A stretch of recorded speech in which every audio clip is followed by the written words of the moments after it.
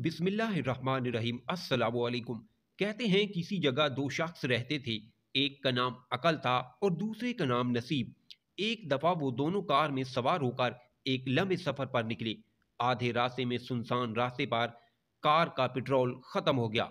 दोनों ने कोशिश की कि किसी तरह रात गहरी होने से पहले यहाँ से निकल जाएं, मगर इतना पैदल चलने से बेहतर ये जाना गया कि इधर ही वक्त गुजार लें जब तक कोई मददगार नहीं आ जाता।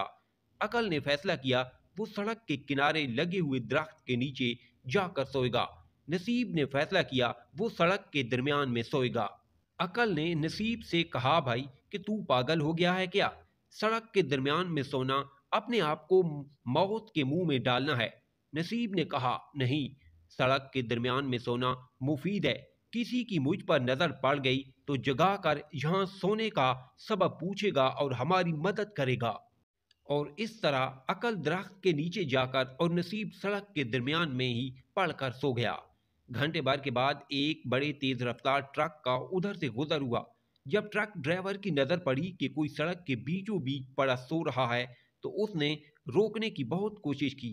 ट्रक नसीब को बचाते बचाते मुड़कर दरख्त में जा टकराया। दरख्त के नीचे सोया हुआ बेचारा अकल कुचल कर मार गया और नसीब बिल्कुल महफूज रहा। शायद हकीकी जिंदगी में कुछ ऐसा ही होता है। नसीब लोगों को कहां से कहां पहुंचा देता है, हालांकि उनके काम अकल से नहीं हो रहे होते, यही उनकी तकदीर होती है। बाज औकात सफर से तखीर किसी अच्छाई का सबब बन जाया करती है। शादी में तखीर किसी बरकत का सबब बन जाया करती है। औलाद नहीं हो रही, इसमें कुछ मसलत हुआ करती है। नौकरी से निकाल दिया जाना एक बाबरकत कारोबार की इब्तिदा बन जाया करता है।